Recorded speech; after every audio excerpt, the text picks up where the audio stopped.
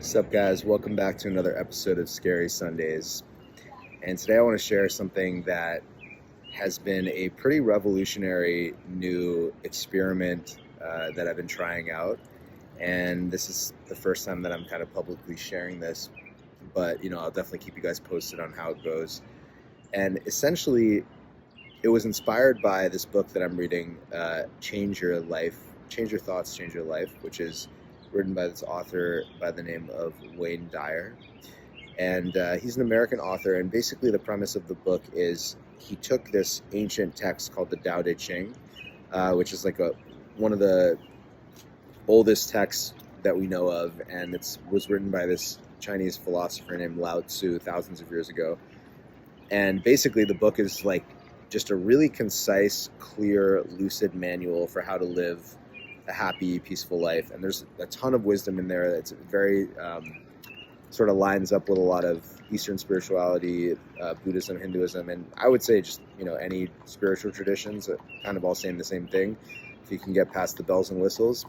And so this book, the Change Your Thoughts, Change Your Life, essentially what it is it's takes each of the verses of the Tao Te Ching and then analyzes them and then reapplies them for modern times. So it's kind of like this cool thing of taking this ancient wisdom, but then reappropriating it and reappraising it for the modern times that we live in. And there's been this sort of consistent theme that I've been picking up, or maybe my my brain is just primed to pick it up because it's also been on my mind around goal setting and ambition and setting a goal and trying to achieve it, right? Because I would say culturally it's pretty unconfrontational to say, and I would say that like our culture really celebrates goals and ambition and achievement, and like most self-development circles that you go to or people that you talk to will say, like, if you don't set goals, like the most successful people set goals, or the happiest people set goals. And there's just like a lot of emphasis on like setting a goal and then working towards it, and how that can give you a sense of purpose and a sense of meaning. And I think all that is true, but I think there's a shadow side to that doesn't get discussed often enough. And that the Tao Te Ching and some of my experiences I've been having, especially my last conversation with Sasha, my Tantra teacher, who is the last guest on my podcast, The Sacred Giggle, that have kind of illuminated to me this shadow side that we don't really think about, which is, how do you know that your goal that you're setting is truly in alignment with your highest interest, right? Because when we decide that we want something, that desire can be coming from a lot of different places. It could be coming from a need to be recognized. It could be coming from a fear that we're unsafe, and maybe we think that by attaining that desire, it'll give us the safety that we're craving. There's a lot of reasons that we want something, or that we would set a goal, or that we would, look at something out there and say, oh, I want that too. Like, I'm going to work towards that, right? Like, I was just at a concert yesterday and I got really inspired. It was this amazing party called All Day I Dream. It's like one of my favorite events. And I remember being in the crowd being like, I would love to play this kind of event. Like, I would love to DJ this. And that was a moment of inspiration, right? And I think it's important to trust your moments of inspiration, but also start to develop the discernment to understand when the goals you're setting are actually what your soul wants, versus when they are maybe something that's been programmed into you by culture or society, or something that is a manifestation of an unmet emotional need that you haven't dealt with, that you're basically outsourcing to the achievement of that goal to solve that need, right? So a common example of this would be like, I know I've struggled, or I dealt with this in my 20s and still do it to a bit, but to a much lesser degree since I've become aware of it. But like wanting to have a lot of sexual experiences, or like a lot of romantic partnerships, or experiences with women. Of course, like, that's just super fun objectively. Like, there's nothing inherently wrong with that. But I know for myself in my 20s, much of that behavior was driven by this deep-seated feeling of inadequacy, quite honestly, where I felt like by like getting girls, I could prove to myself that I was like man enough, or like that I was charming or lovable or charismatic. And so once I sort of became aware of that, it was a tough thing to become aware of, but once I did and started processing the root cause of those feelings, my desire to have that sort of like conquest mentality with women or in my relationships loosened quite a bit. Not to say that it's completely not there, like it still pops up and it's very intertwined with a lot of other things. And I mean, that's a whole other, like sex and intimacy is like a whole other enchilada that we can make as complicated or simple as the moment requires. But talk is not about that. That's just an example. But reading this book has kind of gotten me thinking more and more about, like, what is the nature of goal setting, and how do we know that the goal that we're setting or the thing that we want to manifest or whatever, right, is actually something that is in line with our highest sense of love, our highest sense of peace, our highest feeling of joy. And I think the answer to that cannot be discovered in the mind. I think the answer to that needs to be felt viscerally, internally, from within, by connecting to the body. And this is why it's even kind of like hard to talk about this, because everything that I'm saying right now even is a representation of my cognitive biases, of my way of looking at the world, my perspective. And so I would urge you to not trust anything I say, but rather tune into your body and see if you can feel a resonance with the words rather than with the content or the ideas, if that makes sense. Because I know for myself, oftentimes in the past, I've set goals that, they might be exciting to me, but if I really dig deeper and if I'm honest with myself about why I want them, there is oftentimes like some deeper insecurity that I'm trying to solve by achieving that goal, rather than wanting to do it out of just the joy of wanting to do it, or wanting to do it because of the desire to be of service, which I do believe is a deeply embedded desire in all of us. I think it's the part of us that recognizes that we are all one, that makes us feel so good when we help people or when we provide for people, and starts to alienate us when we only look out for ourselves, because it's actually against our true nature to compete and just look out for ourselves. That might have gotten us to some paradigm of society that we're in now, because that was the evolution that our species needed to go to. But ultimately, I do believe that the reason it feels so good to be generous and to be of service to others, and the reason that while it may feel good in the short term to get to feel like we're special or cool, the reason I think in the long term that can become a very destructive and unfulfilling path is because the latter is against our true nature as one being, like that's pretending that it's a bunch of separate beings. And so that's why I think setting an intention or setting a goal that is bigger than oneself is so important and so crucial.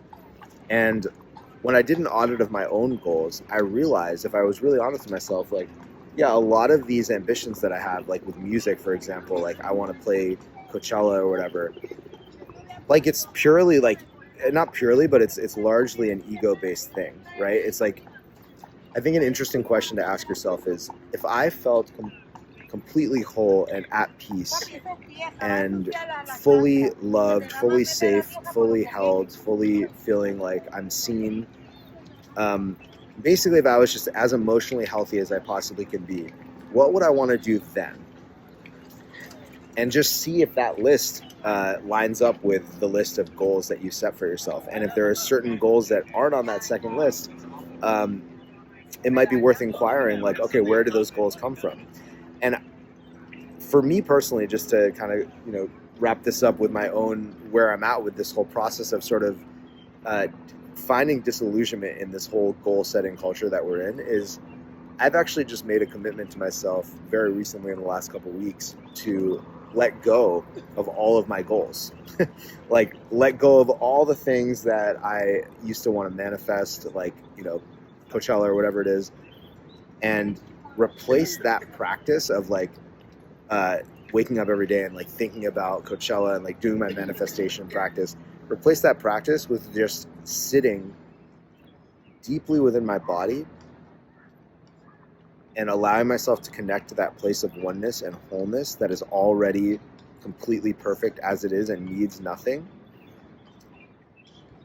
And then from that place, asking myself, what would I love?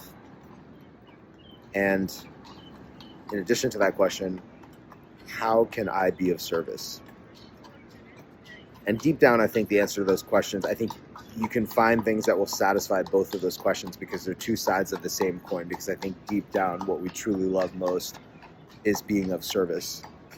Because again, it reminds us of our true nature. When we give to others, the reason it feels good is because we're giving to ourselves. We're just giving to another version of ourselves living a different life. And that's why it feels so good. And that's why it feels so shitty to gossip about others or hate on others or complain about others. Even in the moment, it might feel us give us a sense of superiority that might feel like kind of like a high, but it's not actually sustained. It's like junk food. It's not actually giving us the nutrients we need.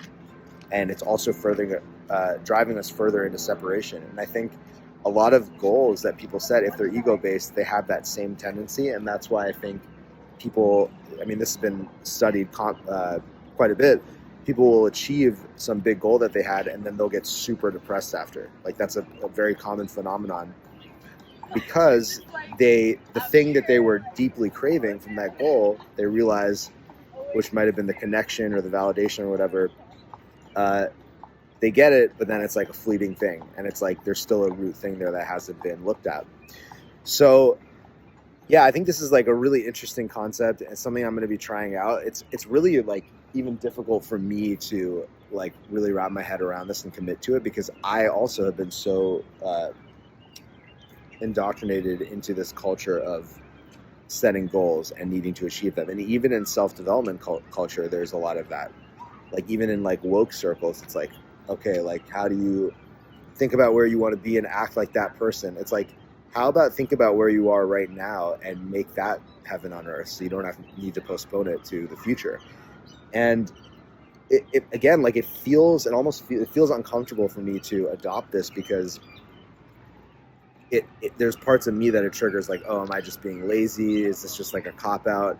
Whatever it is. And I think, time will tell, like this is an experiment for me too, but I think the difference between this way of living, which I would call like surrendering to what life, to how life or God or spirit or whatever you want to call it, wants to use you to serve rather than trying to use your egoic mind, which is so small and self-centered, to try to figure out what you should do. I think what makes this mode of operating different from just being lazy is that I think laziness is a byproduct of setting goals that are not actually in line with what your higher spirit came to this planet to do. And because you're setting the wrong goals, you feel unmotivated, you don't want to do them, and so that creates laziness and complacency. And then you can judge yourself and beat up on yourself for saying like, why am I so lazy?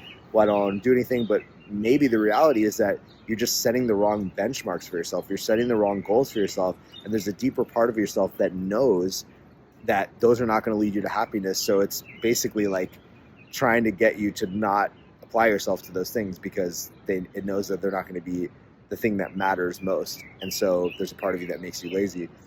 I think on the opposite end, I think when you really do surrender to what this life force inside of you how it wants to use you for the best and highest service of yourself and others, I think you can tap into a massive wellspring of energy that feels a lot more easy and graceful to ride.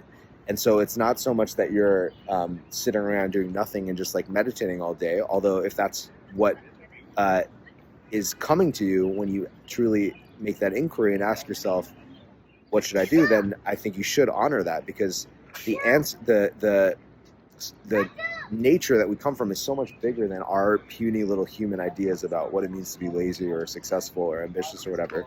So I think you should answer that. But I do feel that there's a certain level of trust in this idea that if we just surrender to what it is that we are here to do and how it is that we're here to serve and be used by nature, nature will provide us with the energy in the same way that our heart is beating without any conscious effort on our part, right? Like, that does that mean that we're lazy? No, it just means that our heart is in line with nature, which is constantly moving. It's a constant wellspring of energy, and we don't need to self-generate all that energy by trying to figure out with our minds what we should be doing.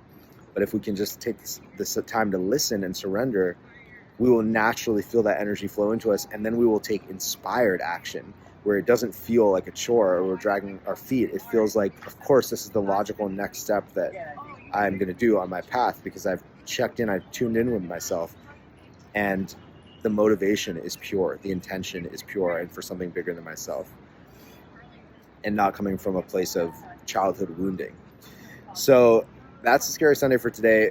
Big topic. I can feel a little bit how like this wasn't the most cohesive video, to me at least. I'll watch it back and maybe I'll change my mind, but I think that's just because it is, for me too, a very challenging shift, because I've been so in this paradigm of like, I set a goal, I achieve it, or like I manifest this or whatever.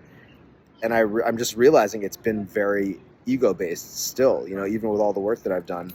And I really want to commit myself to this new way of living where, like, instead of setting goals and trying to control everything and trying to mentally ascertain what the future path is, what would happen if we just allow ourselves to be still, to listen to how nature wants to use us, right? In the same way that every other part of nature just does its job perfectly on time and gracefully. Like, nothing in nature is ever in a rush, unless it's like an antelope getting chased by a lion. But I would even argue that that's graceful, because that's what the antelope does. It runs for its life, and that's what the lion does. It chases the antelope. Antelope does other things as well, but when there's a lion, its nature is to run for its life. And I think asking ourselves more and more, like, what is my nature in this moment? What am I being guided by an internal source? And the only way to access that is by getting still. It's just not going to come from the mind. That, I think, will give us a huge wellspring of energy from which we can draw on to take inspired action and make this world a better place in only the unique way that we can. So that's the video for today. If you stuck it out to the end, I love you, and see you guys soon. Peace.